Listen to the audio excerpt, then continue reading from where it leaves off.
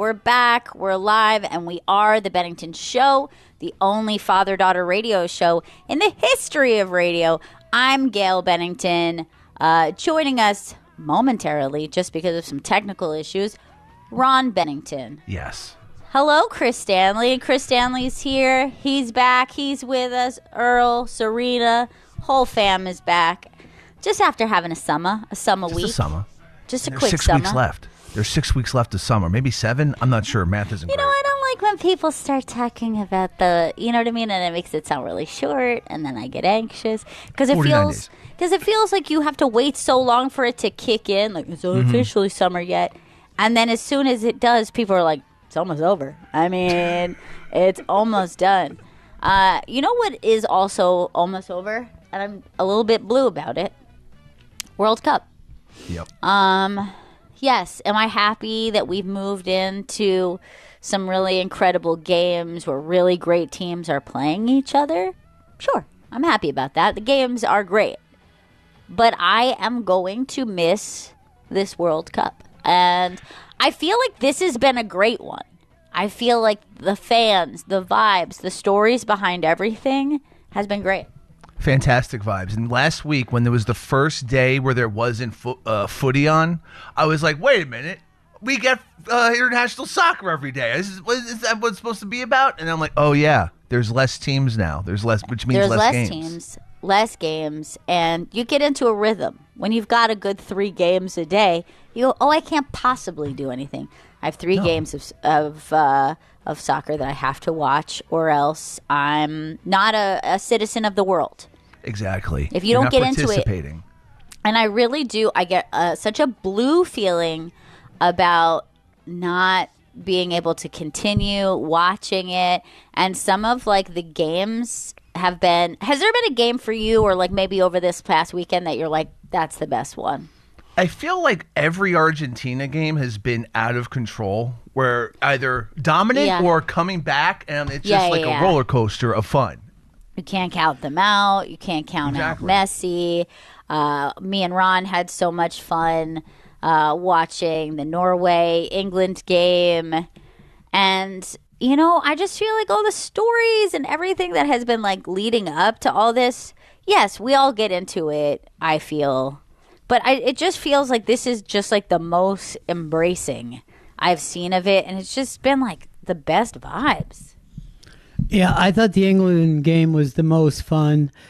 Nothing against Argentina, nothing against Messi, but they don't move. They fucking stand there, and they net fucking hang, and it's not exciting. Yeah, I see that for sure. And also, it's just like it does feel like a team around a legend, and that happens sometimes. In support of said legend. Yes, exactly. Supporting how? By standing and letting him do whatever he wants? You know what I mean? This is like when the fucking Kobe played and wouldn't pass the ball to anybody. I would like to point out, in regards to the Norway-England game, Ron, we were texting, and you fucking called it. You said, this is a trap game because of all the goddamn hype from the last time Norway played to that day. Well, Holland, just all the edits, all the fucking hype posts. Well, he's such a character, and he was so fun to like for everyone to get to know him on an international, probably just an American level. I'm sure many other people internationally was already understood that he was a great player, but I feel like for Americans, he was just really fun, so fun to watch. Here's the thing: sports is not fiction. You know what I mean? You can't have a good story and now act like you're ready for the happy ending. Yeah. The best and nicest people and the prettiest people don't always win the sport. Okay? Yeah, true. And, you know, we may feel like it's fiction. You know, me and Serena might be checking AO3 just to see what's going on with that. But no, we have to let him go. He's a real man. The number of women that look like him and are doing impressions on him on socials is hilarious. It's so good. They have the same hair, same forehead, same baby face, and then they do the like caveman walk. Punching over. It's so good. He's funny because he couldn't be more humble. And when people tried to give him something, and then I found out winning is not considered great in Norway. You know what I mean? Like being competitive is not the way that they live. And in their youth sports, they don't keep score until the kids are 13 years old. Oh my God. Yeah. That's kind of interesting because I do think that at some point, I mean, maybe not 13, but I do think that like for a young kid, learning a game gets in the way of learning how to play the game. Well, the funny thing is, you don't remember the scores as you grow up. You know what I mean? You're never like, oh, that's how when we beat Summit Beef, 13-12. And then we had Linwood Sunoco the next fucking week, and they trounced us 17-4. You don't do that. You just remember your friends and fucking around and having a good time, and you know whatever hits you got, you remember that. But the whole competitive thing generally means more to the parents than it does the kids. I played sandlot baseball 12 hours a day every day in the summer. The game would be some kids would leave to go to lunch, other kids would come in late. We kept that game going all fucking day. But it was just about hitting and catching fucking baseballs. Something I like to point out, the New York Mets are the worst fielding team I've ever seen in my life. Yeah. They can't catch a fly ball. They can't catch a ground ball. They can't make a fucking throw. It's way worse than how many times people strike out these days. It's embarrassing not to be able to play defense. Do you feel like baseball could benefit from like how like the Premier League does? You have to qualify in order. Relegation? Yeah, the relegation. America will never put up with it because these teams are privately owned companies, okay? Right. And they're worth billions of dollars. And there's no one, you think fucking Black Edge Steve Cohen is going to say, okay, guys.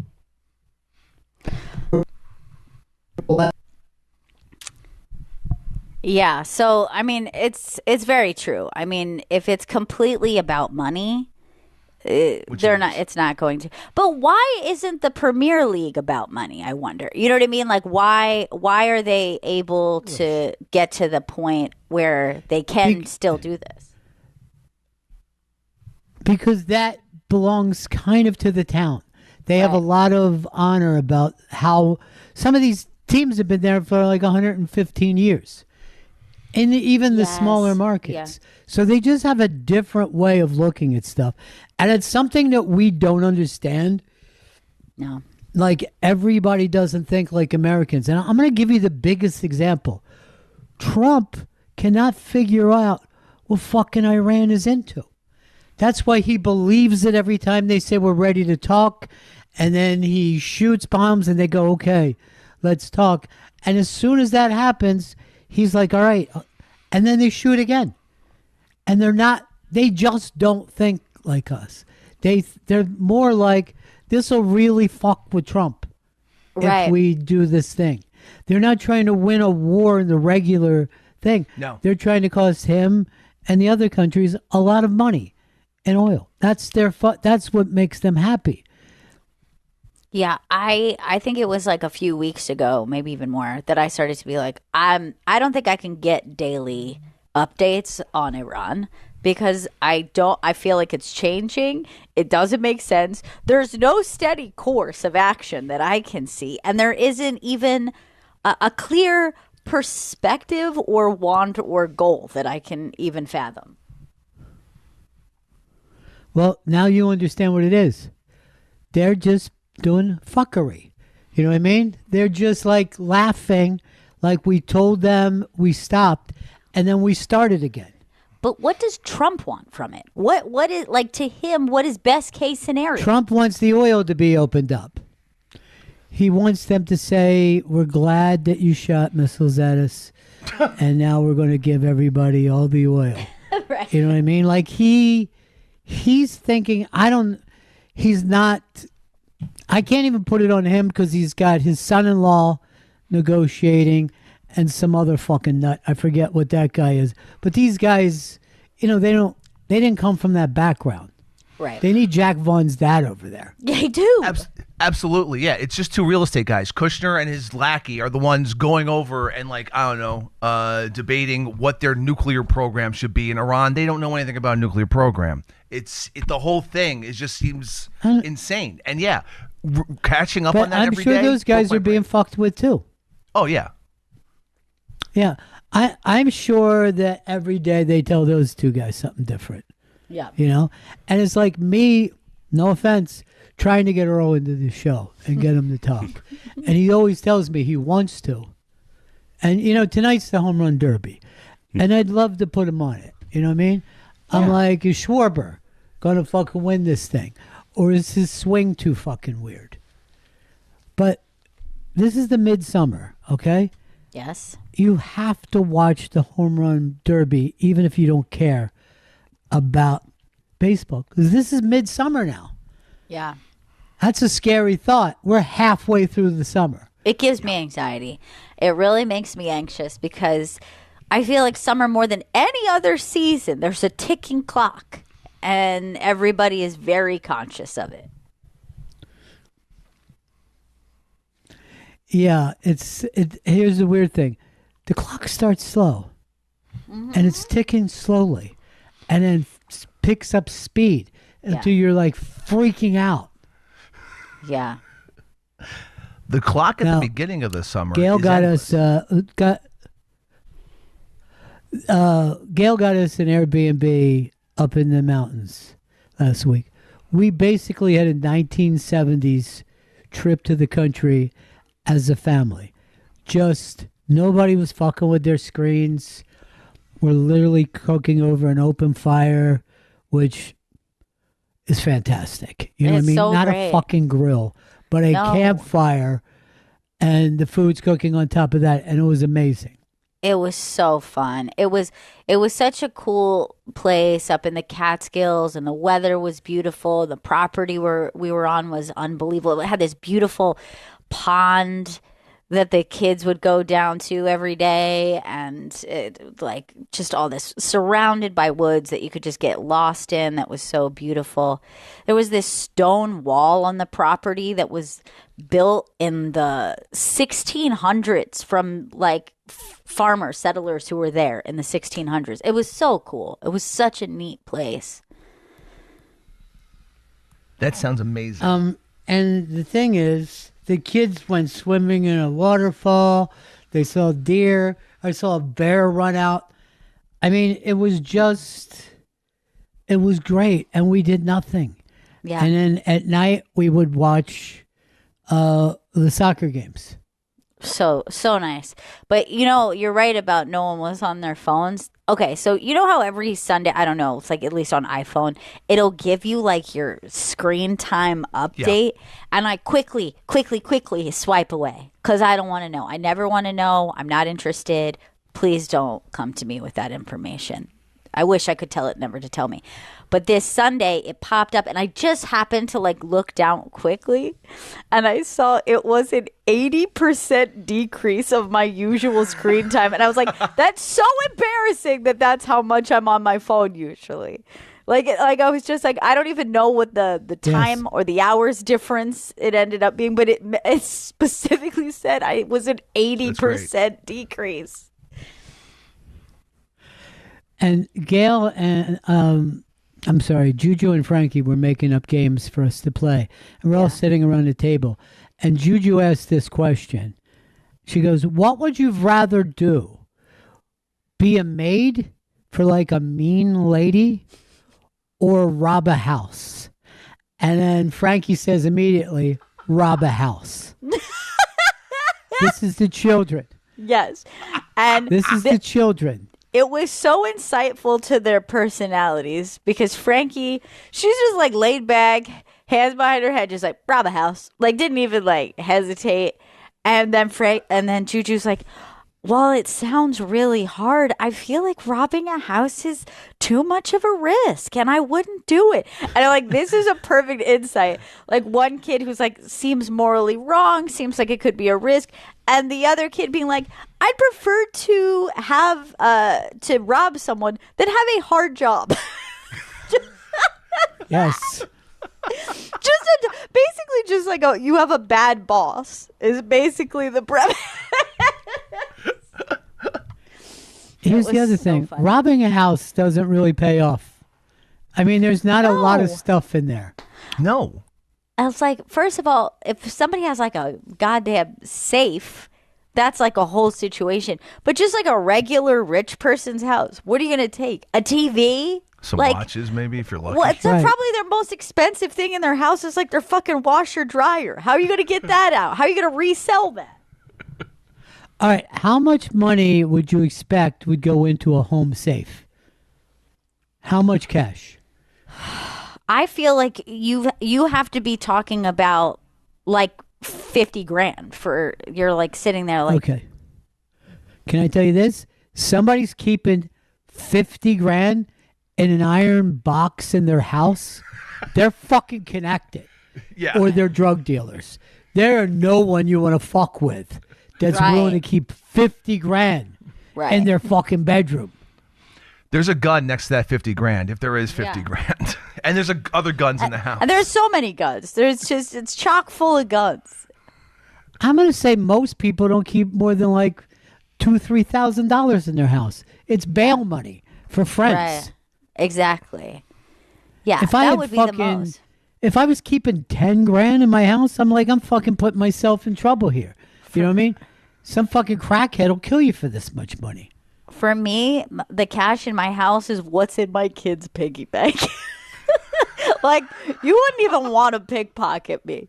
You'd be like, a bunch of fucking gift cards? Like, what would you get out of it? Ooh, Amazon. You're just making me have to, like, get a new license. You're just inconveniencing me. But you're not going to get any cash. Yeah, I mean, like I said, anyone who keeps a lot of fucking money is probably a coke dealer. Something else that we did was we took the kids to this farm, and they had like such a great time. But we also we picked vegetables. The kids picked blueberries. We just sat there and just ate blueberries like all week. We just had them out on the table, and everyone was just like a bunch of bears. We just grazed blueberries all week. And also, so we were at this farm, and the woman is explaining, okay, the animals are down here, and there's things to jump on over here, and there's a playground over here for the kids. And she said, and we got a corn pit that you could there's so much corn you could swim in it. And I'm like, wow. And I thought that was just she's saying we have a lot of corn here. We get to this barn, and there is a literal corn pit with corn kernels for the children to play in. It's like almost like a swimming pool of corn. And the kids immediately take off their shoes. I see other people are getting in. I'm like, well, I got to feel this. She's not lying. One could swim in it. I've never seen that. I've been to a lot of orchards, a lot of farm places, upstate New York. I have never seen a corn pit. And I want to know, is this a feature that exists? Because I've never seen this before. There's actually a TV show called The Pit. And it's about kids that get into corn and have fun in it. That's what it's about. But the girls also had a chance to go see the world's biggest kaleidoscope up there, which is on the roof of a place that you normally keep corn. Yes, it's like a silo. Yes. Yeah. By the way, Gary Goldman clips for podcast are out today. We released the Sal Volcanos over the break, and a lot of people had a lot of lovely things to say about it. But I just saw a picture of Gail on the street with Gary Goldman and Sal Volcano, and it's one of my favorite pictures now. I know. I got to share it. I'm gonna post it because it was so sweet to see these guys. And I loved it so much, like just getting to see them again. And I appreciate everybody who's come down and done this, not just because it's just like, them wanting to do the podcast, but literally sitting and spending this time with Ron and, seeing them it's just been amazing. It's meant an incredible lot to me too. Even when I first got this thing, I wanted to talk to Gary Goldman because of what he went through with his when his brain chemistry fucked up, and the fact that he could come back from that and deal with it, I was always impressed with. And it was really great the way that he came in, because he's a very empathetic person, and he's a very thoughtful person, and of course he's a very funny person. And he got why I was doing this on a level that he could explain that I was just probably doing subconsciously. You know what I mean? Yeah. But it did hurt me a little bit that none of my close friends figured that out, or none of my people on my show once even give it a certain thought. Like, why is Ron doing this? Isn't this a bizarre place that he's put himself into? Classic And Stanley. by the way, I have a tough time watching that because of my voice and how I look. You know what I mean? Like, I'm not used to seeing myself that weak or hearing myself that weak. And I have to do a show this Saturday night, which I agreed to 6 months ago. Yes, and at least. The reason why I said yes is I was offered a special. And I thought, by the time you shoot this special, this would be a good time for me to run the hour, as they say. Mm-hmm. And now there's no way I'll do any of that fucking material. You know what I mean? I would sound like a crazy person if I went and did all the material that killed for me at the cellar. You know what I mean? Right. It would feel like I buried the lead. You know what I mean? Like, you're talking about these things, and look at you. Look at the fucking condition you're in right now. So I'm going to go out there. Is it Saturday night, Deb? Yes, it's Saturday. I'm going to go there Saturday night. I have no idea what I'm going to say, and I'm not even 100% sure if I could be up there that long. Right. Because I run out of... Like, people are going, why aren't the podcasts longer? You fucking have no idea what it takes for me to do that while I'm getting chemo. Yeah. Not one person even says, hey, that's fucking amazing. He's getting chemo and can still find the strength to do jokes. You're just like, why isn't it longer? Mm-hmm. More. It should be really long, like Unmasked. Come on. Feed me like a baby bird. Yes. Your content. I understand, but why I'm feeding you, does that mean I'm going to die? So I'm going to make every attempt to do the whole thing. I guess I'll put a chair up there in case I need to sit down at one point. And then probably a pillow in case I need to take a short nap in front of everybody. Oh, that's nice. Is it on stage? See a man laying on a fucking stage with a pillow? Chris, why would you say Chris? that's nice? This is a person who's in trouble and is being ignored even by the people on his show. I love look, you. Earl's fucking emotional. I'm sorry, Earl. I didn't mean to make you cry. Earl, you What's up, buddy? No, I'm just it's beautiful what you're doing with this podcast, and it's just very. I'm not even talking about the podcast. I'm talking about going in and doing stand up. And the fact that you're still doing Why are stand you up. lagging? Why are you lagging, bro? Lag Daddy. The fact that you're still Did going. I tell you something, Gail? I heard from Lag Daddy the other day. Oh, that's the best. That's awesome. We love him so much. Guess what? He loves Portcast. Dude, that's so awesome. I love that. So I don't know if he's in the city because I know he was on the West Coast for a while. He was for a while. I got to see if I can find this thing from him. But it was very, very sweet. And it meant a lot to me that he reached out. By the way, so many people that I haven't heard from, some in many, many years, have reached out. And you know what none of them say? Where's the long version of this? No, that's true. Chris, when you said you were going to put together a long version, Yes. it brought even more heat my way. I apologize. Somebody for actually that, the said last this, and it was on the Bennington thing. They said, what are you waiting to die before you put this up? Why the don't fuck you was that? fucking put it up now so we could all laugh together? And I just thought to myself, I'll never fucking laugh with you, dude. Wow, that's wild.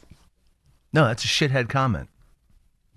But why didn't you react to it? Why did you make me be the one who reacted to it? Stanman 42069. Yeah. What's that?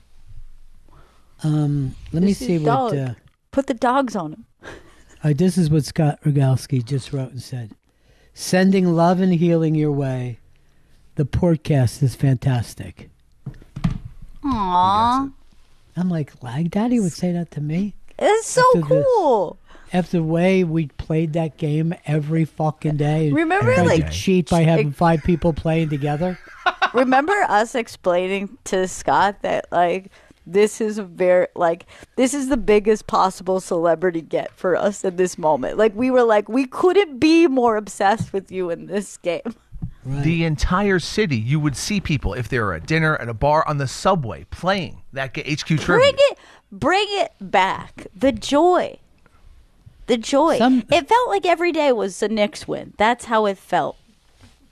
It never stopped being big, but somehow the company that had it fucked up. I don't know what they did wrong or how they did wrong, but it had nothing to do with the game. No. I do think it was a mistake when they tried to give away big prizes because it changed.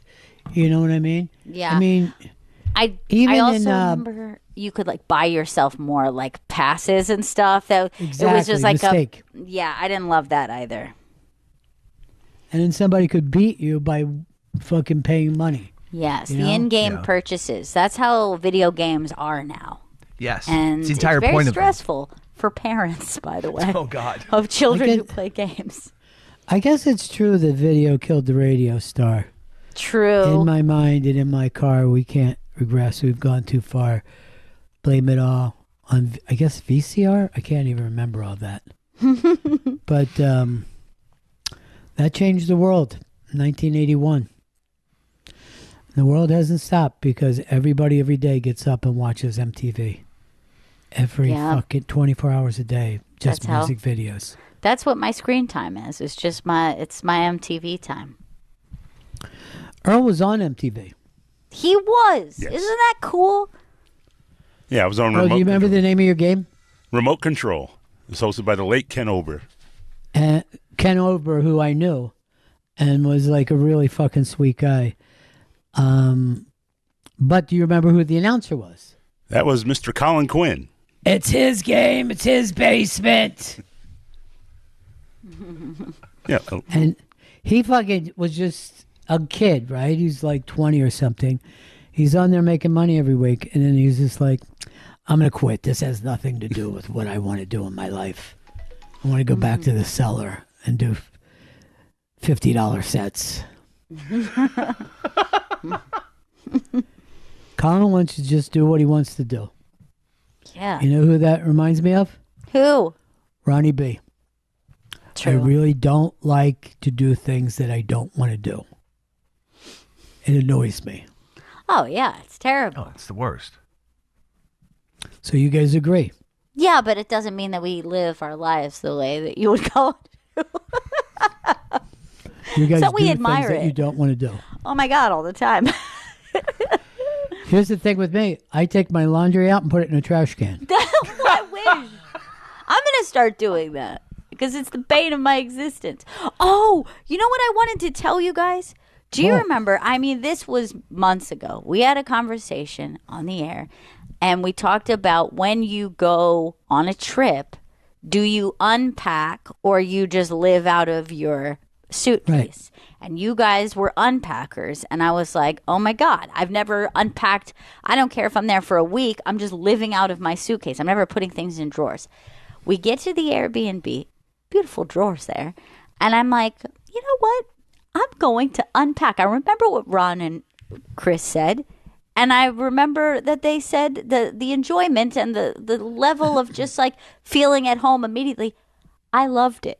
I mean, I loved it. I can't believe I've been living out of a bag. And because I always just thought it was an unnecessary step. But it isn't. And I could find everything quickly. Everything felt very organized in my mind. I did it for my clothes and my kids' clothes. I'm like, this is the way. This is the way. I'll do it if I'm staying in a motel even a day or two. And when that happens, when you unpack your clothes, you start to refer to your motel room as I'm going home. Yes. Because it feels I think good. I'm heading home. Yeah. It feels like you've got roots. Yes. I really felt like that. I was like, this is my house now. There's clothes in the drawer. Clearly. Yeah. I couldn't live any other way. But I will, instead of doing the laundry, just throw my clothes in a trash can. Now I'm thinking I should get a Salvation Army barrel and just keep filling it up. That's just have one posted up outside your house. But then they're just like, oh, these clothes are dirty. Oh, yeah. You got to wash them first, sure. But they are free. This shirt that I'm wearing now, TikTok shop. I picked this up at a TikTok shop. Nice. Now, here's the thing. You say nice, but you don't mean it. It's kind of a weird-looking shirt. It's incredibly thin. And when I was at Skankfest, I saw a guy wearing this same shirt. Oh, really? Yes. A guy that I know. Luckily, I wasn't wearing the shirt, But or we would have yeah. looked like TikTok shop bowlers. Yes. You know my big pants that you mentioned the other day? I was wearing my big pants. TikTok shop. Wow. Yeah. Also right, here's what I striped, like your shirt. Here's what I want you guys to do. Let's play a little game. Try to guess the person. And you know that they were at Skankfest that was wearing this shirt. And it did embarrass me a little bit. Gail. Bobby Kelly. No. Chris. Dan Soder. No, of course not. Earl. Keith Robinson. Keith would never go to a TikTok shop. He's old school, okay? Brick and mortar. Serena, do you have a guess? Comedian. Or the world of comedy. I wouldn't even say a comedian. Big J. That's not a I black want to give t-shirt. you. Can I tell you the truth? Yeah. It's Big J adjacent. Oh. So if I planned on giving out a hint, and my hint was going to be Big J. I have a guess. Yeah. Mike Fenoya. No. Luis J. Gomez? No. He was dressed as Papa Shango. Yeah. He was. Earl Douglas. Black Lou. Oh my God! Why would I even bring it up if Black Lou was there? I want think people don't know. Serena. I'm sorry. I'm out of guesses. I'm so sorry. Okay, Chris. Eddie Pepitone. What would have to do with Big J? Good point. Good point. He's West. I said coined. Good coin. Good coin, Ron. Andy Fiore. They Nice both work guess, at Sirius but no. XM. And Chris, you've lost your chance for using it. You're going to wait 2 rounds. Earl. Feeney. Feeney, he just says. Which Feeney? Mike Feeney. Thank you. Gail. Dave Smith. No. Jesus. Can You I know go who again? I feel? Okay. Go ahead, say it. Doug Stanhope? I could see Stanhope wearing it. What would that have to do with Big J, though? Yeah, sure. He booked By the way, Stanhope dresses like he's on a cruise in the 1930s. I mean, his stuff is way old and way weird and way great. Chris, you're back in the game. Aaron Berg. All right. What Big J connected to Big J, not just a guy that Big J knows. Christine. That's a good guess, but it's not Christine. But that's the kind of way you want to be thinking, not guests that have come on Big J's show. Understood. Big J connected. Connected. I feel like I don't know the Then you're out connections. then. Chris. Shane Gillis. Big J connected, not to the guy that Big J knows. Deb wants to jump in. Go ahead, Deb. Dan Soder? No, but that's not a bad guess. Earl. Tim Dillon. Does he do a show or anything with fucking Tim Dillon? He knows Tim Dillon. Tim Dillon's a guest on his show. How is that connected? Chris? Josh Adam Myers, Jam. Nice try. No. Oh. I got one more. What? Yes. Ralph Sutton. 100%. You got it. Whoa! I can't believe I got it. Oh, damn. I can't believe it. I mean, it took me enough tries. It took a lot. Plus, I had to keep yelling, connect it. Does a show with. But they all feel so connected. No way. He does it. He does something.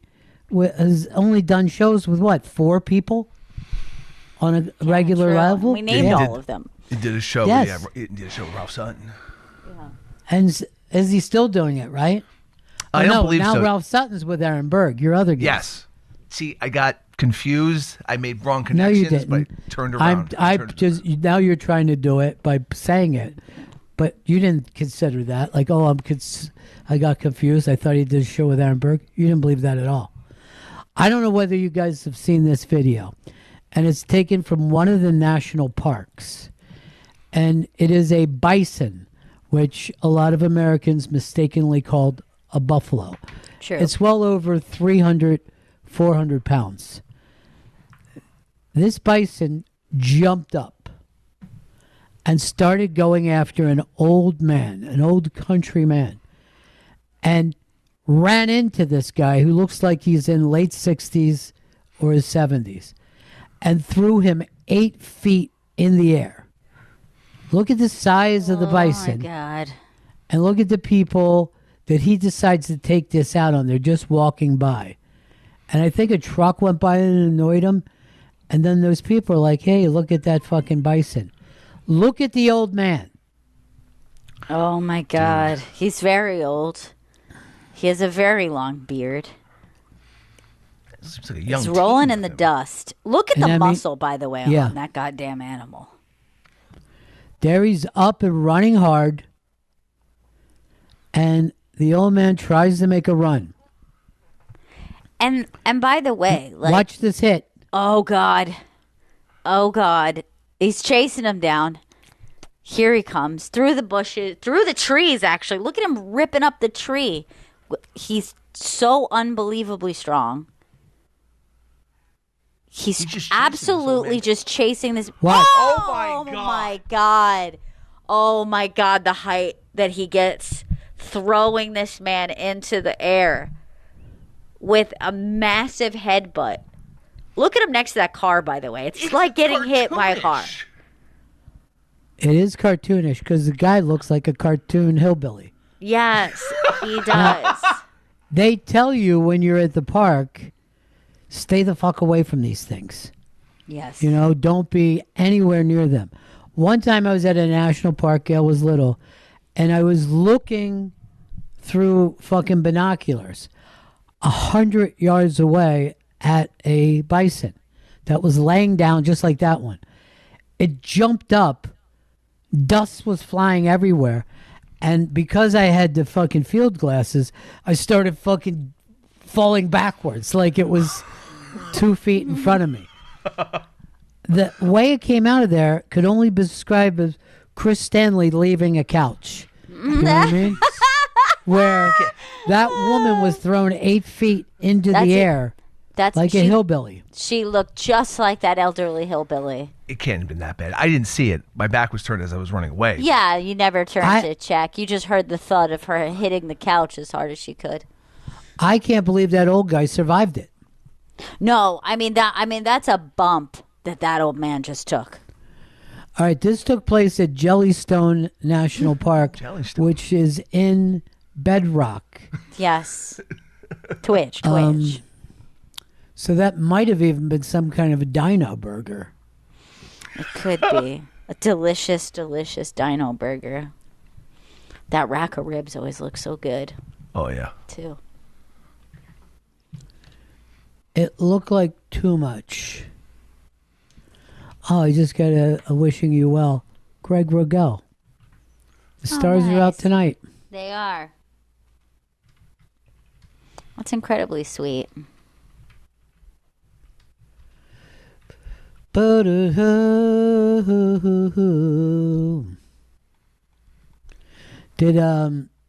Gary Cole play with us, Chris? Yeah, he collabed, yes. Here's the thing. I want his audience to see this as well, because I know them are a lot of people who deal. And you know what he brought up to me that is like, oh yeah, I was able to monetize my pain. But it was more than that. A lot of people were really moved by his story. Yes, a lot of people who absolutely. deal with depression. Yeah. I was there when he recorded his special. And I remember just like the amount of people who were like talking about that, coming up to him afterwards. It was just like so incredibly sweet. And people are really touched by him and his work. He's really amazing with that. And I don't know if you guys saw the Marty Short documentary, but he had brought up after that documentary that he had lost his wife to cancer and lost his daughter to mental illness. And he's like, I see no difference between the two. Yeah. And I'm like this, what?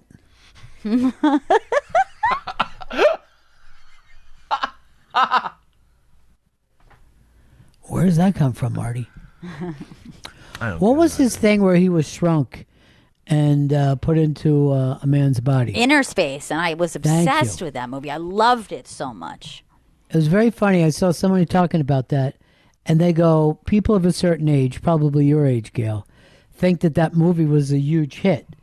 Because they saw it on cable. Yes. And watched it a lot. But when it came out, it just flopped. That's crazy because, yes, in my mind, it was a hit. It was like, I loved that movie. Loved the premise. You feel the same way about Hook? Yes. Also huge flop. So weird. Makes zero sense to me. And by the way, you know who they blame that movie on? Who? Julia Roberts. Why? What? That's who they hated her Tinkerbell. Why? They wanted her to have the little pixie cut blonde. Or no, she didn't have the little blonde, like the Disney. She had like the little blonde bun. I don't know. But she's not in it enough for it to be her fault. She's a very small side character. It was her time to be in the fucking, beatdown. They do that to people once you become like an early star. They find a reason to start getting mad at you. Mm-hmm. Yeah. It happened to me when Apocalypse Now came out.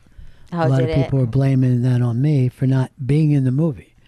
Right. If you would have been in that movie with Larry Fishburne, you could have cried when he died. Yeah, you could have done something. And I did cry, but I cried in the theater. Sure. I can't believe he was a kid. He was like 16, 17. Yes, he was fucking unbelievable in that movie. Yeah. I can see by your face, Chris, you have no idea what I'm talking about, that Larry Fishburne was in that movie. You tried doing a laugh when we're talking about him dying. And I'm telling you, people were openly sobbing in the theater. It's crazy to think like a kid could pull off that performance too. Like he was so young. And here's the thing. People were crying in the theater. And then someone said in the theater I was in, my brother died in Vietnam the same way. Oh. And I went, shh. Shh. We're watching a film. I was with a guy. It was the very early days of cable. And we were watching the one with Robert De Niro, the Deer Hunter. Mm-hmm. And it got to the Vietnam and they're in a cage. And we're all drinking and fucking high, and a guy a friend of mine starts fucking screaming, you motherfuckers. He's fucking going nuts. Like he's having a mental fucking breakdown. Whoa. And his brother had died in Vietnam. All the older, when I was growing up, the older brothers were in the draft. We weren't. And he was going fucking crazy. And Fidge goes, his brother died in Vietnam, right? Well, the house belonged to my cousin that you know, Flossie. And she comes in screaming at him because he's throwing shit around her house. And we're like, well, his brother died in Vietnam and he's saying this. And she goes, I don't give a shit. Get him the fuck out of here. Because it was her home. It was like, she was young. Yeah, she was like 20 and her guy had bought a fucking home. We used to do that then. And she didn't want anybody throwing shit around her fucking house. And that kind of made me laugh and took the pressure off me. Because there's not a lot of empathy in my family. No. I don't give a shit. Get him out of here. I get it. He'd spill beers and shit on their fucking floor. All right. Tomorrow, we're going to play a thing that we did that's only played on the Comedy Greats. And that's a thing about the Comedy Cellar and the comics of when they passed and how stressful it was to pass and what changed for them after they passed and became a regular at the Comedy Cellar. And I got the idea for this of just being at the Cellar and, almost probably once a week somebody comes in and, has to do this. And it's always John Lister's fucking show down in the original room. They don't do it anywhere else. And it's always, I see these people come in and I see the stress that they're going through. And then when they walk in, they get announced. And as they're doing that, Esty goes from the hallway and sits on a tall chair in eyesight to them and watches their set. Oh my God, yeah. Oh my God, the pressure. Here's the funny thing about me. I worked that room for years and I never auditioned. And what happened, I was doing the stand and stuff like that. And then we were doing some unmasked down there. And I'm trying to think who told me I should come in. Liz. Liz goes, "Oh, Ron, you're doing sets. Why don't you come in and do it here?" I go, "Oh, yeah, that would be fun." So we put in the avails. I get like fucking 10 shows in 1 week, right? Just fucking running it, right? So I go in, I get introduced. I'm at the original room, and I go up on stage, and I'm like, "Oh, how sweet. Liz came in to watch me do a set. That's so nice." And then the next night, I'm doing a show, and I go, "Oh my God, this is so sweet. Esty came all the way downstairs to watch me. That's so nice." And I found out later, like when they gave me those shows, Noam was freaked the fuck out because he used to do stuff with us on the radio. And he goes, "If this guy doesn't work out, I got a fucking problem now." You know what I mean? Because I do stuff with him. And I don't know how he is as a stand-up. So if he goes down there in tubes, it's going to be very hard to tell him, "I'm sorry, you can't do any more shows." And when he told me that, I was like, I immediately remembered, oh, I thought all those people were so sweet to come by and watch me. But I was also surprised that no one would think that I would go down there if I couldn't do a fucking show. Oh like, God. I got way too much ego if I thought I couldn't get over. Although I'm putting it on the line because I'm doing something this week at the Comedy Dojo that I booked, I don't know, 6 months ago, definitely before I found out, my condition. So I'm going to go there because I said I would, but I have no idea what I'm going to do on stage. I might just talk. I might fucking take questions. I don't know. I don't even know if I can do. I don't know what it's supposed to be, 45 minutes or something. I mean, I don't normally have 45 minutes of energy anymore. Yeah, it's a lot. It is a lot. It's just a lot for the way I am now. Normally, it's fine. But I guess I'll never get back to that normal again. I guess this will be as good as I'm ever going to feel. Who knows? It's like one step at a time. Here's the thing that I do know. And I had this thought because I didn't feel well all through the vacation. And then I would just have these amazing times laughing with my children and my grandchildren. And then I got to see they had a trampoline there. So my grandchildren were constantly on the trampoline. And then I look out the window and my 2 kids were on a trampoline the first time in 30 years. It's true. And they used to trampoline every day. Yeah, when we did. We had a place, and then luckily one day a storm came up in Miami that was so big that I watched the trampoline fly into the air and just go away. We never saw it again. And it was such a relief that trampoline was gone. But I mean, I just had these great family experiences, and I thought to myself, well, you don't have to feel good to feel good. You know what I mean? Right. Like I would have moments where like, oh, this is bad. And then other moments where I was as happy as I've ever been. Yeah. There were so many moments that I was like, I think this is the happiest time I could ever think of. Like it really was. There was so many sweet, really joyful, fun memories.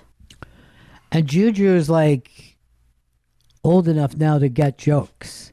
Yeah. And to watch her God, she laughs with us, laughing as hard as I've ever seen her laugh before. You know, she is such a good kid. She's like this really, like, it is her nature to do good, to be kind. It's just, but her favorite thing is somebody who doesn't live that life. Like, if my dad does anything that Ethan comes off like something a naughty person would do, like she's howling and she actually, every time he says something that is bold in any way, she goes, oh my goodness, like she's like, imagine living like that. She's so like, funny and cute. You can't start punching and kicking somebody because they said something, because I will head over there right now.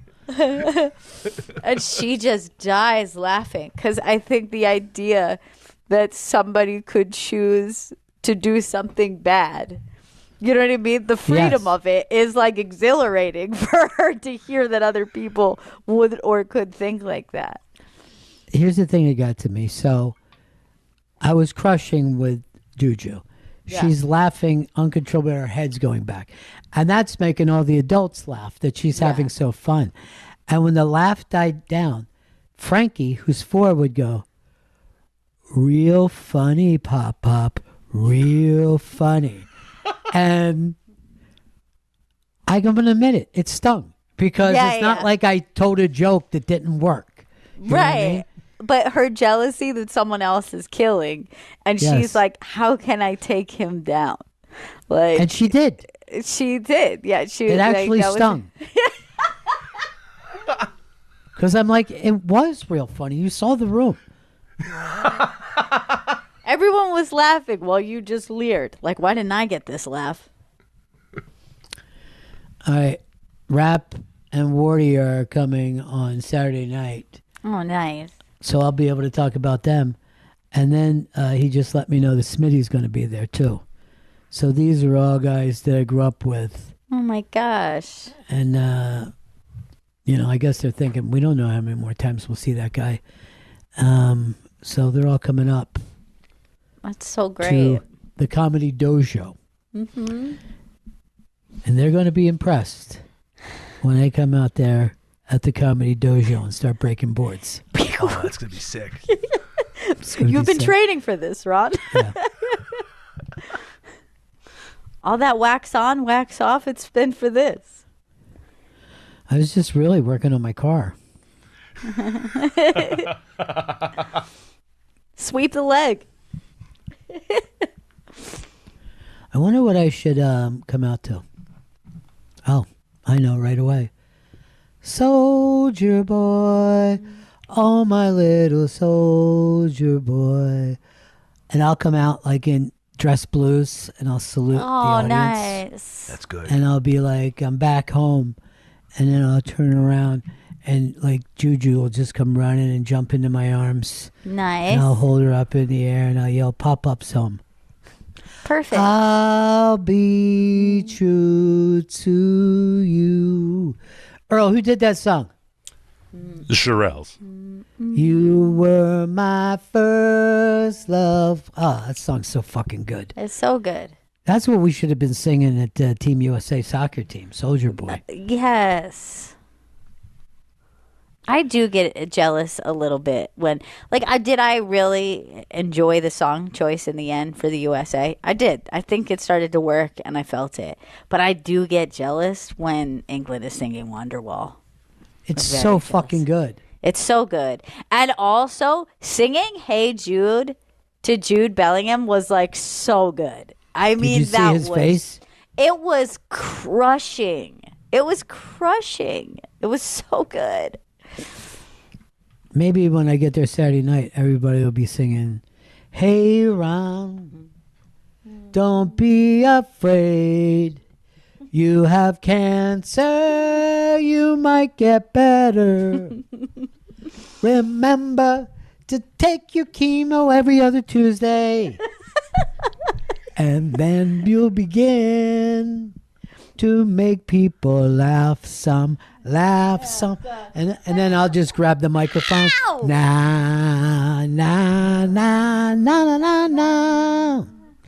Try to get everybody to sing that when I come out. Yeah. Okay. See if you can make it Or happen. what about this? We are Japanese if you please. No, I think people stopped. I think I like we're this. not doing that one anymore from Lady Is and it the Tramp. Japanese or something else? We are Siamese. Oh, If you because they're please. Siamese twins. If you look in baby buggy, You may find. plenty milk for you, and also And maybe some for me. What if you did the Jenna Murphy bed song where she says she's like ninja? I feel like it's time for a comeback. Dojo. It's perfect for the dojo. Yes. No one's going to remember that song. This is like, what is it? I want to be ninja. Was I the want song? to be ninja. And it had nothing to do with Murphy beds. Like, why No, was but she she- doing that? Well, she was moving a lot of Murphy beds in her town. She was known Yeah. as Jenna Murphy beds, but she wanted to just go viral. Yeah, The I bad part was understand, she but, was like, doing the what- accent why? in an Asian woman's face in the music video that she shot. Yeah, she did. She had no shame about it. None You know, whatsoever. It was a different time. It was like 10, 11 years ago. Oh, yeah, totally different. Way back then, things were different. I feel like she was a January 6th for some reason. Trying to move beds. You know, she goes where the money is. Yeah. The person who wrote this, Deb, is that Gil, our old boss? Yes, it is. All right, so this is what he wrote about a podcast. You're the best. You're a breath of fresh air. I love how we ride between tragedy and suffering and the joy found as I'm a cancer survivor myself. And I was just saying how humor is such a needed portion of this treatment. This is bold and very needed. So that post was by someone named Sassafras Studios, and then there's a second comment that was from Gil. Okay, so you just sent me this. But he might own Sassafras Studios. No, I'm serious. He has a podcast studio thing in Jersey. Everybody, when I say stuff, they laugh first as if everything I'm saying is a joke, and it's not. I'm a person as well. I'm guilty of that. Real funny, Pop. That's I what know. I say. Then he wrote, "This is incredible. It needs to go down in the history books. This is good for humanity level stuff." Then where's the attention I should be getting? Why aren't my producers getting me the attention? Just tired? No. Drinking and smoking weed? I'm not smoking weed. All right, That could have been for Deb. You're Oh, coming off real guilty Shit, right now. Shit. because he took all those fucking pills. Oh, yeah, All I right, forgot about that. Terrible flight. Deb just did a thing like the wheels are turning. Is that what that was supposed to mean? Wait, let me see the action. Things are in motion. Things are Okay. happening. Wagon Wheel. Okay. I think it was for Wagon Wheel, the song. Rock me like a wagon wheel. All right. Hey, mama, rock me. Anyway, that was real nice. Sassafras. And then also Gil. Yeah, that's so sweet. Hoo, hoo, hoo, hoo. I wonder if we can get it in the history books. I would love that. Why not? I also hope someone yells out at the Comedy Dojo, "You're so brave." Yeah, because that's the kind of positive heckling that people enjoy. Yeah. You're so brave, Ron. I do. Fight. You're fucking crushing, dude. Ba, ba, ba. What if someone just yells out, "You're the best of us, Ron"? Is that a good one? Or just start singing, "You're the best around. Cancer will never keep you down. You're the best around." I hope they have all their parodies ready as audience members. I want to take you to the ground round. You're the best around.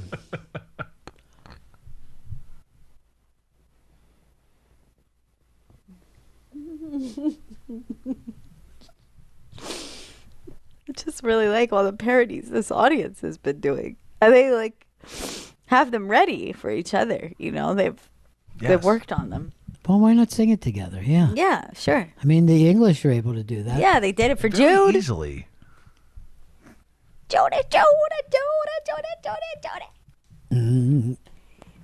Maybe at the last game they'll have Paul McCartney sing it. Oh my God. And maybe Use your like sake if they don't. maybe like Holland will come out of the stands and then like take Bellingham's hand and they'll kiss. I don't know if that's going to happen. It'd be great if it did. I mean, I feel like you're trying to overshadow the cup now. With your own personal stuff. With your own personal stuff. Your own personal weirdness. I mean, I'm old school. I feel like the game comes first. I'm not like Earl going, Reggie Jackson should try to destroy the team that he's on. Stop talking about it? He loves Reggie Jackson. And then I said to him, I forget what it was.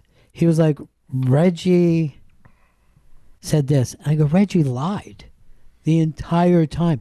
He was a compulsive liar, and he turned everything that he did into people picking on him over race. When half the league back then was like black.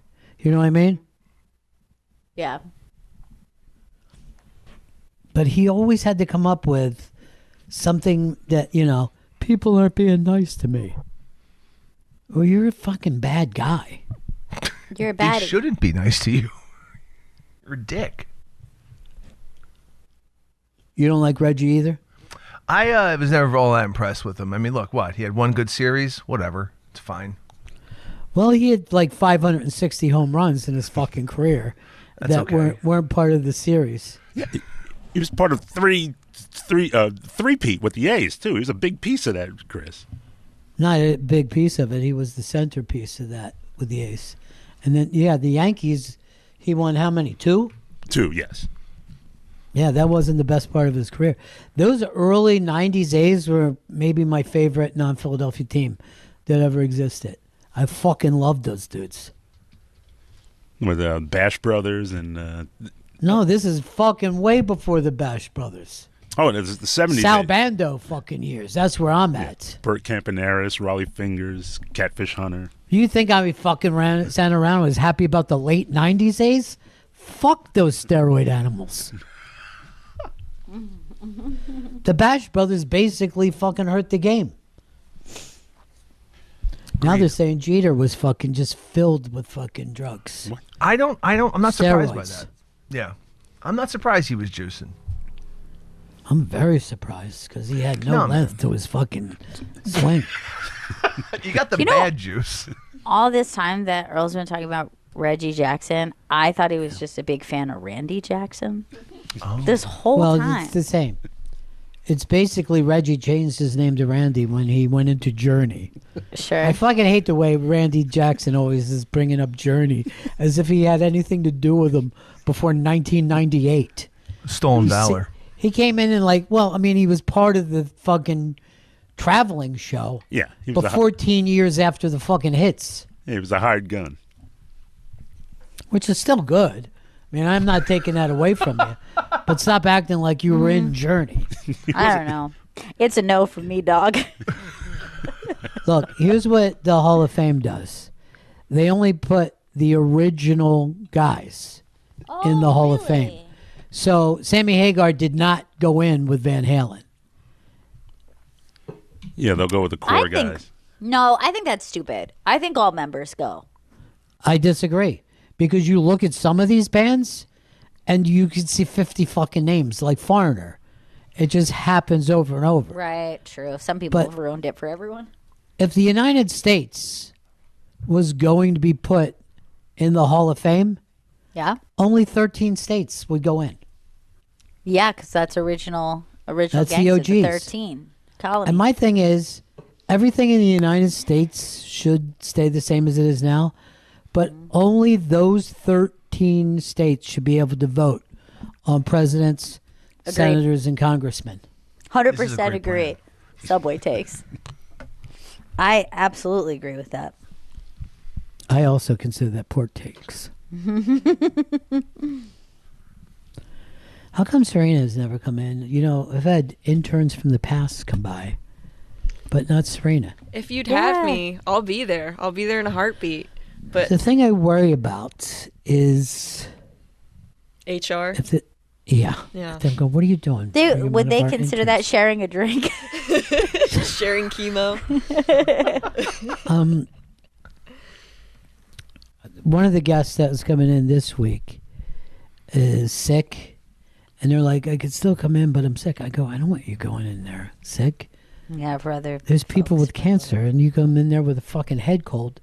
No. And the next thing we lay out the whole ward, and everybody's fucking pointing fingers at me. Not gonna happen. Not gonna happen. You were all for it happening before me go, no. You go like, what should I do? She says she's sick. I don't know if she's sick. I don't know if she's lying. You got the other repeat, right? You bring on in the other person who's even a bigger fucking star? Feelers are out. I'm going to give you an update after. Feelers is not a good fucking sign, dude. No, it's not. It's got to be locked. I know. It's tomorrow. Oh, yeah, it is. We need lockdown. Lock and load. The sun is coming out tomorrow. Better have your podcast done tomorrow, or you're done. I'm calling Jim now about tomorrow. You don't have the guest booked for tomorrow. Why don't you just book the person immediately? I want that to happen. That's always my goal. You know what you should try is booking them, like reaching out and then booking them and then getting it locked. Here's the people. That's what I would do. Here's my number one pick. Okay. Paul Simon. Okay. Number 2, Jackson Brown. Oh. And 3, because he's local, Billy Joel. Because it should be an easy trip in for him. Really nice. Maybe we could get a car to pick him up. Oof. Now we're going in pocket. He lived way out in Long Island. You know what I mean? That's probably, you're looking at $250 right there, one each way. Easily. I feel like Baby Driver would do it. Baby Driver in the same car with Billy Joel, she'd probably faint. Who did you book, Chris? Since this last has come up, just last few minutes, no one yet, but there are plates in the sky, and we're going to grab one of them plates. Wait, that doesn't even make sense. Do you mean the plates are spinning? Spinning plates, yes. Why would you say they're in the sky? Spinning in the sky. I conflated balls in the air and spinning plates. Plates in the air, keep on spinning. Journey again. Love Randy. I don't think he had anything to do with that song. He liked it. Though, wow. Earl, who was your all-time favorite member of Journey? Neil Schon. Are you kidding me? That fucking prick? He's one of the meanest fucking people in history. The answer is easy. Greg Rowley. And also I'm going to say my favorite voice in the history of fucking Journey. Yes, I'm looking directly at you, Steve Perry. Because I don't go for the freak voices, okay? The Mr. Robot pretending he's in Queens doesn't work for me. I did see a movie with last night, in the middle of the night, with Mr. Robot in it, called Nuremberg. And can I tell you, I'll give it 4 Big Apples and 3 blueberries. That's pretty good. It was good. And also had Fat Gladiator in it. I don't know what his name is. Russell Crowe? Yes, Russell Crowe. He was So playing fat. a German. Oh, really? Interesting. One of the generals. Did he do a good accent? At first, and then he just started talking like a Kiwi. Yeah, mate. But he was enormous in this fucking movie. Was he looked that like big? He looked like no. Randy Jackson had just come out and was judging. But that Nuremberg was a fucking, oh God, what a fucking thing. Like, it was basically an illegal court. There was really? no international court. They had no fucking right to do this. But they thought it would look bad if they just took those guys and hung them. You know what I mean? The Nazis. Oh, Got it. So they go, we will put together a kangaroo court and Right. then hang them. There was no plan if they had a defense attorney or anything like that. I'm They just shocked. I don't know why you're shocked. I didn't know I thought there was an international court at that time. I didn't realize No, it was they set up made like it that. up. The 4 big fucking countries said, if we just hang these guys, it's going to look bad. So we'll, have people from each of our countries. But there was nobody representing Germany or any of the thing. They were just out there. It was fucking insane. Yeah, that's really insane. So I don't know who he was, Goebbels or one of those fucking bad guys. I don't know which one he It was. was really bad. Fat Gladiator. I guess we could look it up, but it's better to just sit and watch the show. Watch Ron fucking paddle upstream. It was Gehring. Goering. Hermann Goering. And he was like this. He was fucking, when they put him on the stand, he goes, yes, I was like the soldiers in your countries. You know what I mean? He's like, I'm a soldier. Wow. Yeah. I did what Hitler fucking said because I'm a soldier. Just like you, all you people, you have soldiers. They don't question their orders. And I was like, fuck, he's making sense. He's going to get out of this. It sounds like it is. I like that Russell But Crowe kept the weight on. he got out of being fucking hung. Oh, he did? Yeah. Guess how? How? Cyanide. Oh, shit. And they were pissed. Yeah. They were fucking pissed. They wanted him to hang. Was it hanging? Was it firing squad? Was it hanging that whacked him? Hanging. Yeah. It was the noose. It made me like way more interested in that whole era than I thought I would be. I was like, oh, I don't want to watch this shit. You know what I mean? Because the World War II stuff and the shit that they put and everything and all the atrocities that took place with the Jewish people gets to be a bit much. It does. It's hard. But It this really one was is. fascinating. Maybe I'll do a whole thing on that. Do a whole 45 minutes when I get to Sure. Saturday night. Now that Smitty's going to be there, I might just sit around and do 45 minutes of people I saw Smitty knock out.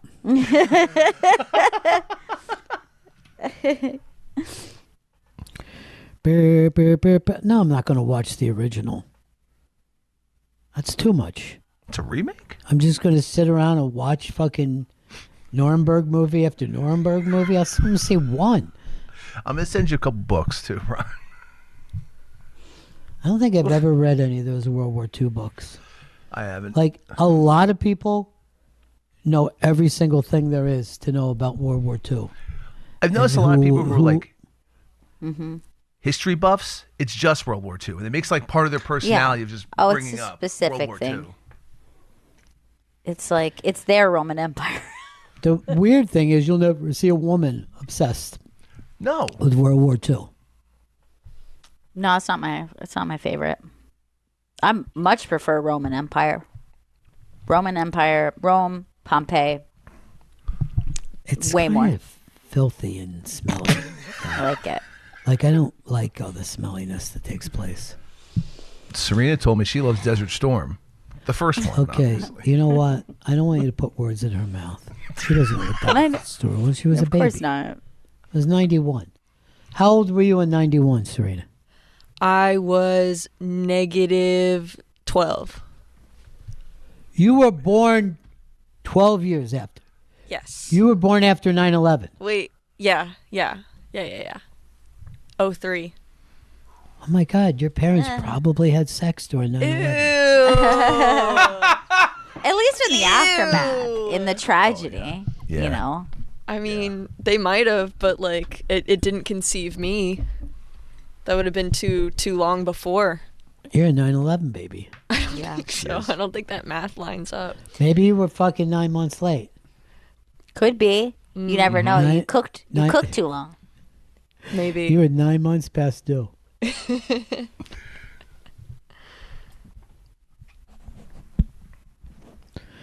Earl, where were you on 9/11? I was home. I was getting ready to go to the station when 9/11 happened. You were with me on 9/11, okay? That's the fucking bit. You were on the air with me and Gail that night. Stanley refused to come in. I did. We didn't Deb know was the each other. no-show. Deb actually caught a plane going west. She got cheap tickets, Oh my God. and she left New York. She left the people behind. She flew to L.A. for $35 because everybody else was afraid to fly. And Chris, why didn't you show up to work that day? I was a simple college student then. I wasn't. I was working in for high the school show. and I still showed up to work. You know why you care? I care. Really? Then who's Why booked, weren't you Chris? there? Who's the fill-in giant star? Is We're it finding, Paul Simon? I'm reaching out to Paul Simon, Jackson Brown, and Billy Joel. I'm not sure if I'm going to hear anything back. Do you yet. think maybe you should get Paul Simon and Lorne Michaels together? I would love to do that. I would love to land that. Because We'll they're see. besties. I'm working on Simon first, and maybe through Simon I get Lorne. No one calls sure. Paul Simon Simon. No one. You know who you call Simon? Cal. That's Yeah. the person who goes by Simon. Randy's friend. Randy Jackson. Back to Randy. Full circle. It's a no for me, dog. That's what people say when Chris calls. Would you like to do for people thing for people? No. I don't want to be on that show. I don't even like cancer, they'll say. All right, we got to get wrapping this up. What do you think we're going to end with today? Oh, we have to break We it. have to People- break. This is the fucking second time in a row. I thought halfway through.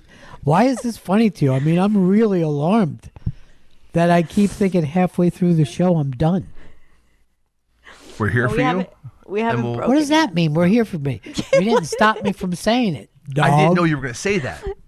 But when I did, you could have said something. You could have said, "Great joke, Ron. I know that you know that we're only halfway through the show." But I did the same thing last week. You did do it last week, actually. I'm going to walk out on stage at the dojo and go, "Thank you, everybody. Tonight's been a pleasure."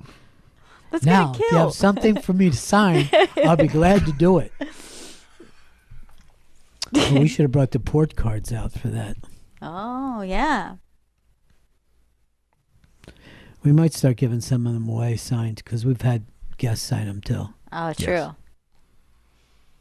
All right. Let's take a break Sounds and good. then I'll leave and you guys finish Well, you're not the done show. yet, but We'll be right back. Bennington.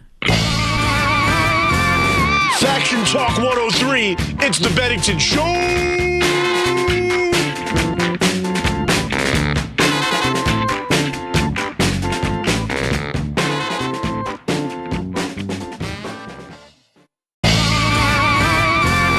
Faction Talk 103, it's the Bennington Show!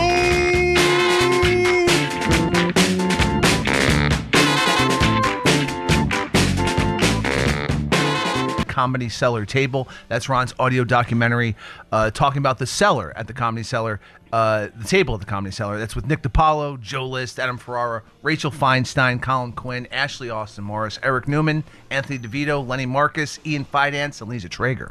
yeah, some really, really great comics, really great stories, and this is the first time we're playing that on our show. It did air on Comedy Great, so this is the first time it's airing on Bennington.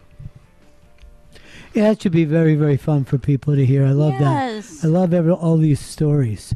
Now, from what I understand, Serena had a rough weekend at the Hard Rock. What happened, Serena? It was terrifying. Let me paint you a picture, guys. Sure. So, I'm at the Hard Rock. We had that Argentina game. We're completely full. I'm taking on extra tables. Game ends. I'm trying to get everybody checked out, dropping off checks, checking people out.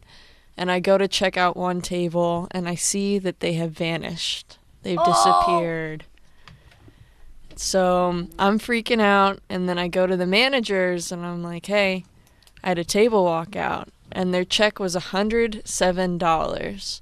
And the rule at the Hard Rock, I believe, is if a check is over $100 and your table walks out, automatic termination. Oh, my God. Yeah. Yeah. First of all, here's the thing for me. How do you blame that on the server? I know it's not my fault. That's what I said. That's exactly how I said it too. It's like, hey guys, I had a table walk out, but it's not my fault. I was doing other things. And so my manager's like, okay, we need to go grab the other manager. And we're searching for what felt like 20 minutes for this other manager. And I'm shaking. He walked out. I'm holding out tears. And we find the other manager. And I can see, like, the two of them are talking. And they look at me. I'm like, this is it. This is it. Automatic termination. I've never been fired from a job before. So scared. The other manager comes up to me and he's like, yeah, they actually paid with me. And he just hands me a ton of cash. Oh my God. Yeah. That is so messed up. What a great swerve at the end, though, because I didn't see that coming. No, me either. So it all worked out.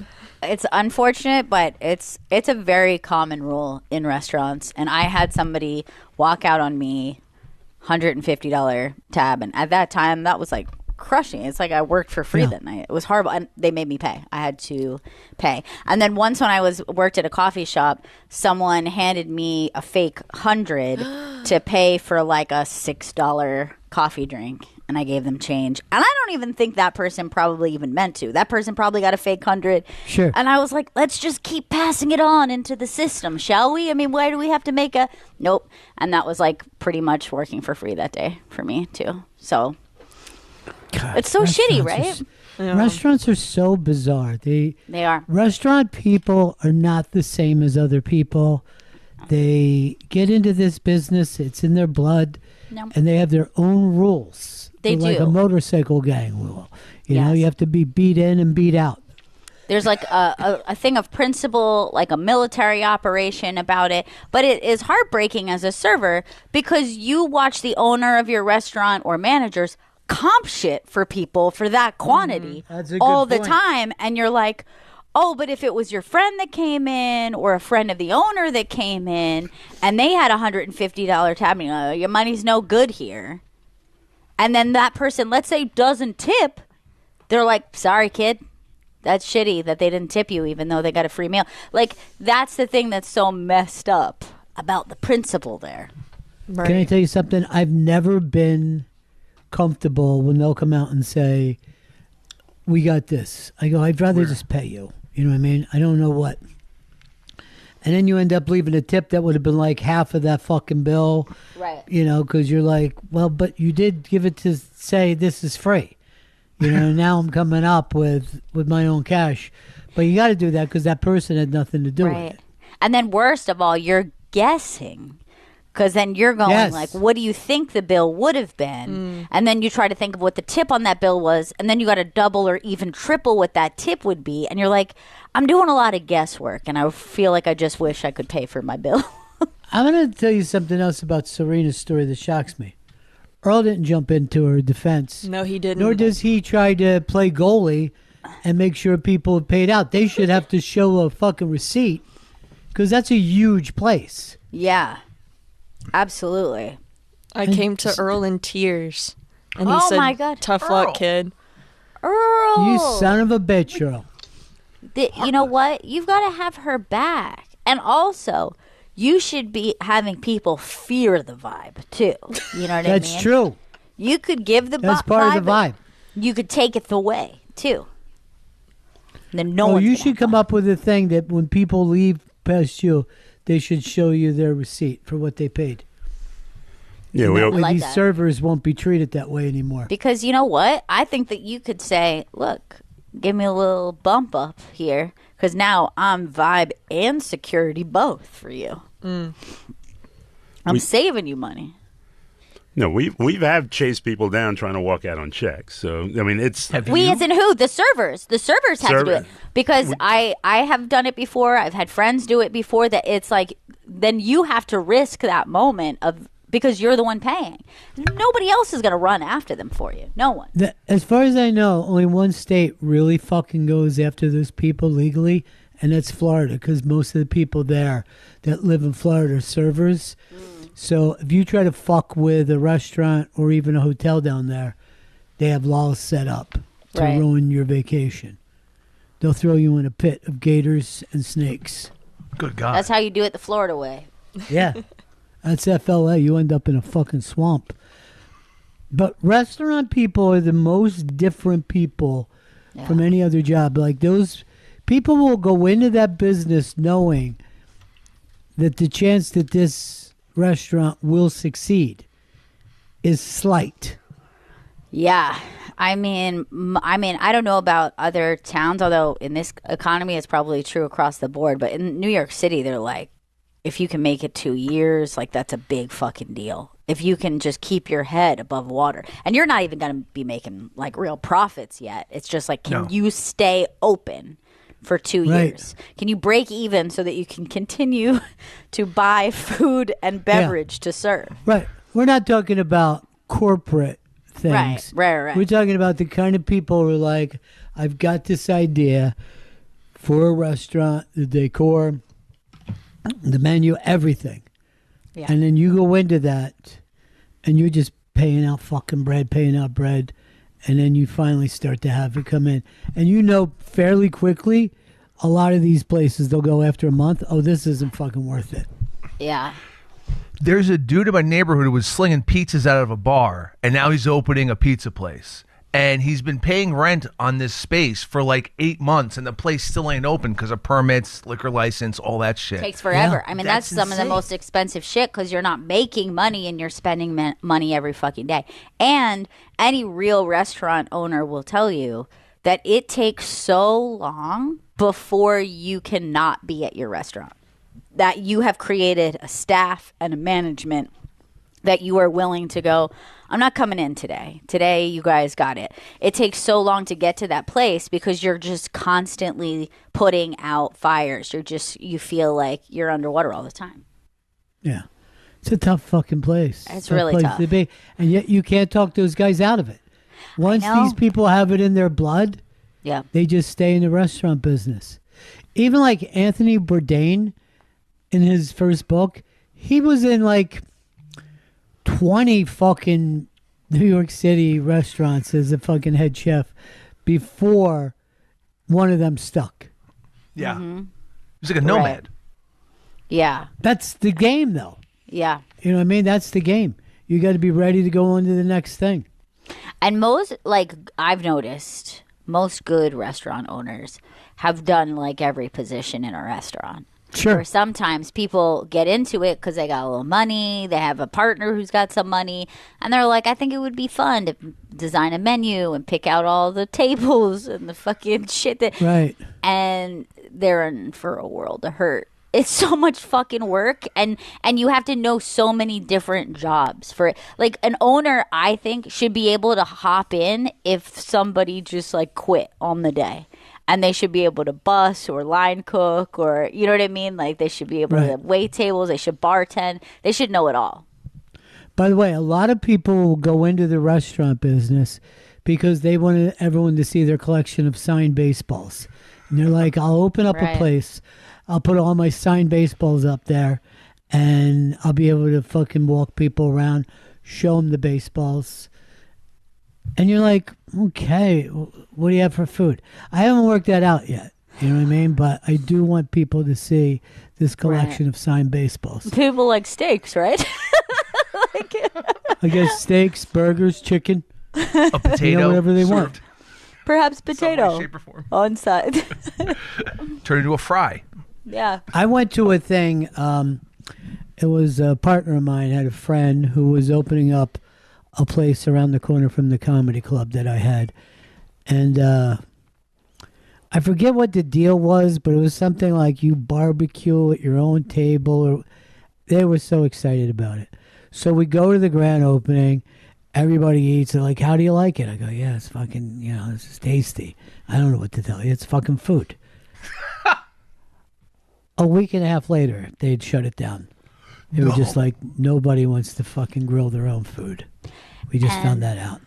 I feel like you're seeing that so much right now. Like, cost of everything is so brutal that you could see a restaurant close down that you're like, that place was packed last week. Like, what are you talking about? It's really weird.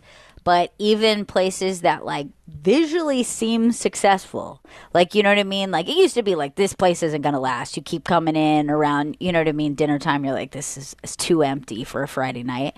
Now it's like places that legitimately look successful. Right. Here's another one that's tough. Keep it going. Having a farm. When you find out your fucking chances of, 2 bad weeks of fucking weather, you're like, we're not going to be able to fucking pull this off. There's like an apple orchard that's like not too far from where I live. And I follow them on social media. And when they have the freeze, the hail come, they're like, we're out there till 3 a.m. covering every single apple tree, trying our best to save this year's crop. Like, that's crazy. That's so fucking insane that you're just like, well, this hailstorm just bruised everything and nobody's going to, we can't sell this shit. Like, we can't. Like, it doesn't even have to be bad. Sometimes it's just like visually bad. And then forget it. You get the fucking frost or drought. Then you're fucked. You lose the farm, literally. And it's, quite literally lose the farm. It's the hardest. You know who work. I should pay $107 right now? Who? Is Earl Douglas, because we got a tweet that Sammy Hagar did go into the Rock and Roll Hall of Fame with Van Halen. Now, Earl, you're supposed to be the guy that knows all rock. Yes. Why are you afraid to correct us?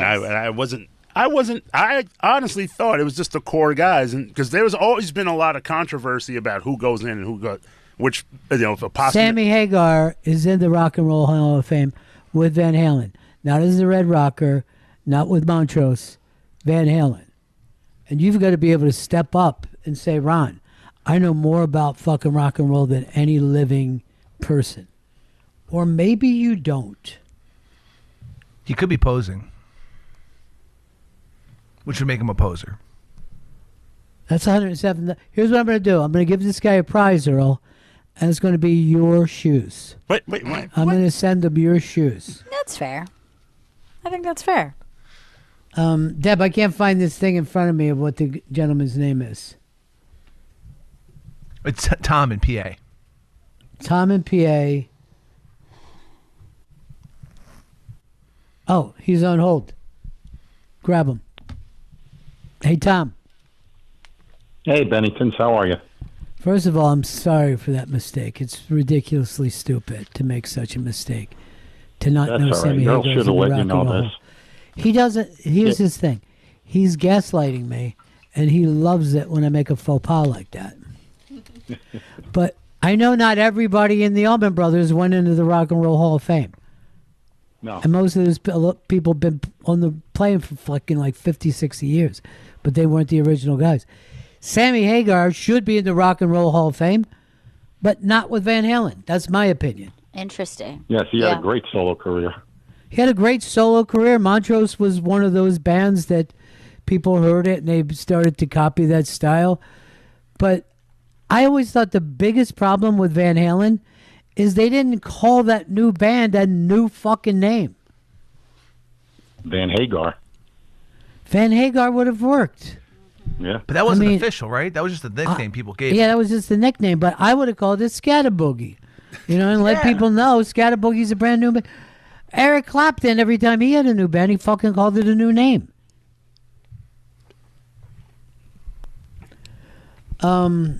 Here's you're getting a prize from us, yes. Tom. Probably You have to. pair of fucking size 8 shoes that belong to Earl Douglas. Tiny. Bill in Tennessee. What's up? Any Monday when I get to hear your guys' voice, it's great. Real quick about some of these rules with restaurants and servers being responsible for certain things. I always thought that was the case, and then I actually looked it up, and like you cannot retreat, like get money back from a server if they drop plates. So I don't know why they could do that, like why you couldn't get away with that, and then also. Right. I mean, I think the thing you would have to do is sue one of these people, and if you're a server, do you really want to end up in fucking court? No. I mean, it doesn't make sense. I think they just get away with it. To me, here's one of the other things that's fucked up. Professional sports, some guy does something, and they could just say, you're fined $50,000. Yep. That's what stealing. The fuck is that? Yeah. Says who? This If they isn't don't fucking do illegal. an interview, fucking 5 figures. That's crazy. That's theft. Yeah, there's so many things that you could be fined for. And you're like, why? Cleats. If you have a different cleat, they'll fucking bang them for fucking Yes, we $75K. understand, Chris. There's a lot of things. Yes, we've already anything you said. could do. We just said it. Anything you want to keep Missing hold. the plane. Fine. That's $100K. Doing a DX chop. Fine. Oh, that may be a suspension. I think if He's you usually chop, fined. you're suspended. If you're just Yeah. chopping. For the chop, I think he got. I think he only got a. Embiid is, by the way, who I'm referencing. He usually enjoys a DX chop and gets in trouble for it. Take your shoes off, Earl, and put them in a box right now, would you? Shoes are coming off, Ron. Oh, is that your joke? Because I'll make you fucking send it with $100 in each shoe. Oh, that's a nice prize. Yeah. $200 plus Two a bills. fucking small pair I'd of almost shoes. enjoy the money more than the shoes, but that's just I me. definitely would.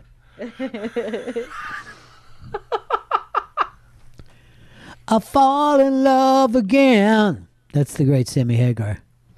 Mm-hmm. Earl's favorite song by him, I Can't Drive 55. But Earl leaves the 55 off and he just calls it I Can't Drive. That worked for me, too. Because I grew up in the city. Earl, what's your favorite Sammy Hagar song? Heavy metal. Wrong. The one I just did, I'll Fall in Love Again, is fucking perfect. That's what I was Heavy going to say. metal. It's the one Rod did. Heavy metal is ridiculous because it's not even heavy metal that he's doing.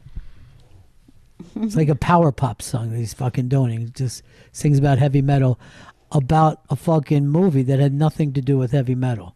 It's frustrating. It's really Cartoon movie. No fucking metal in there. Bob Seger was in it. Bob Seger's song, I mean. His voice is fucking held up, though. A lot of people's has it. Hager sounds the same way. That's impressive. That's why You he's know in who the sounds hall. exactly the same? Mick Jagger. They put out songs this week of them doing his acoustic. Mick is 82 years old. He sounds exactly like Mick Jagger. Yeah, it is That's true. insane. He does absolutely sound like himself. Like, I don't know. I mean, and he's not even somebody who I would say, like, you know, when they kind of age into their voice or something, Right. where you're like, okay, like it sounds like him, but you can hear that he still sounds like him. They asked Mick Jagger his favorite Rolling Stones song. What do you think he said? Paint Okay. Black. Jumpin' Jack Flash. Earl? Satisfaction. Sway. It's Really? just that evil that's got you in a sway. It's a great fucking song, Yeah, it is. but not one of the biggest hits. I think if they only would have done Jumpin' Jack Flash, they'd still be the number 2 fucking band behind the Beatles. They should have just stopped after Jumpin' Jack Flash and go, We're "We done. can't fucking- we That's can't my do this time, song." guys. You know my favorite song by him? Midnight Rambler. Live, Oh, yeah. not the studio. Get your yayas out. You put me on that album, banger. Well, yeah, it's one of the great live albums of all time. All right, time we get up and out of here. I guess we're going to end it with Sway. Is that where we're going, Deb? No. Surely. What are we ending with? I had Sammy Hagar pulled up. I'll fall in love. Sammy Hagar. All right. He belongs in the Rock and Roll Hall of Fame. All right, that's it for us. Tomorrow we left a recording for you guys because it is a chemo day. And Chris, who do you have booked? You have the no one yet. Do you have the, oh my God. Oh my God. Gail, be ready. I'm on deck always. Yeah. All right, that's it for us. Stay safe. Stay cool. We'll see you soon.